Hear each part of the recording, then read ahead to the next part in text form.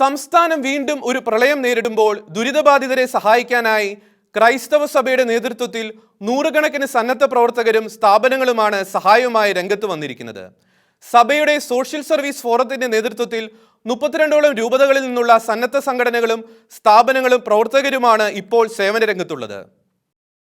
കഴിഞ്ഞ വർഷമുണ്ടായ ദുരന്തത്തിൽ നിന്ന് വ്യത്യസ്തമായി വടക്കൻ ജില്ലകളെ കൂടുതലായി ബാധിച്ച മഴക്കെടുതിയിൽ നിരവധി പേരാണ് ഭവനരഹിതരായത്.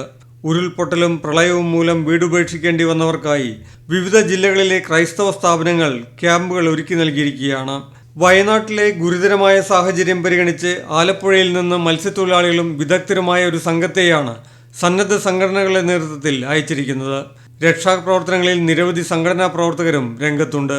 അടിയന്തര സാഹചര്യം പരിഗണിച്ച് യുദ്ധകാലാടിസ്ഥാനത്തിലാണ് സഭയുടെ സന്നദ്ധ സംഘടനകൾ രംഗത്തിറങ്ങിയിരിക്കുന്നതെന്ന് Kerala social service forum executive director father George Vettikattil Shekinah ന്യൂസിനോട് വ്യക്തമാക്കി. അവിടെ നമ്മുടെ എല്ലാ കത്തോലിക്കർക്കും ഓരോ സോഷ്യലിസ്റ്റ് സൊസൈറ്റീസ് ഉണ്ട്. അവര് വളരെ ആക്റ്റീവായിട്ട് ഈ ക്യാമ്പുകൾ സെറ്റ് ചെയ്യുന്നതിനും ക്യാമ്പിൽ വന്നിരിക്കുന്ന ദുരിതം അനുഭവിക്കുന്ന ആളുകളെ ടേക്ക് കെയർ ചെയ്യുന്നതിന് വളരെ രാവും പകലും ഇല്ലാതെ അവർ പരിശ്രമിച്ചുകൊണ്ടിരിക്കുകയാണ്. അവർക്ക് ആവശ്യമായിട്ടുള്ള ഭക്ഷണം, മരുന്ന്, വസ്ത്രം ഇതെല്ലാം എത്തിച്ചു കൊടുക്കുന്നതിന്, മൊബിലൈസ് ചെയ്യുന്നതിന്, സമാഹരിക്കുന്നതിനൊക്കെയുള്ള ശ്രമങ്ങൾ അവർ നടത്തിക്കൊണ്ടിരിക്കുകയാണ്.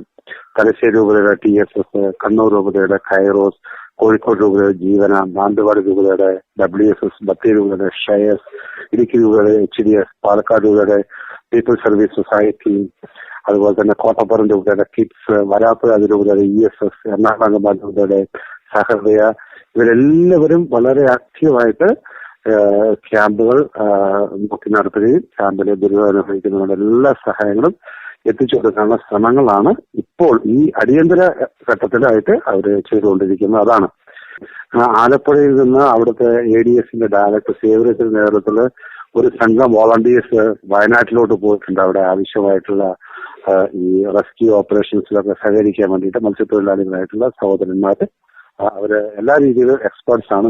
നീന്തുന്നതിനും മറ്റു കാര്യങ്ങളൊക്കെ ക്രമീകരിക്കുന്നത്. അങ്ങനെ ഒരു ടീമും പോയിട്ടുണ്ട്. അങ്ങനെ വളരെ ആക്റ്റീവായിട്ടാണ് നമ്മുടെ രൂപത സോഷ്യൽ സർവീസ് സൊസൈറ്റികൾ ഈ പ്രളയത്തിൽ ഇടപെട്ടുകൊണ്ടിരിക്കുന്നത്.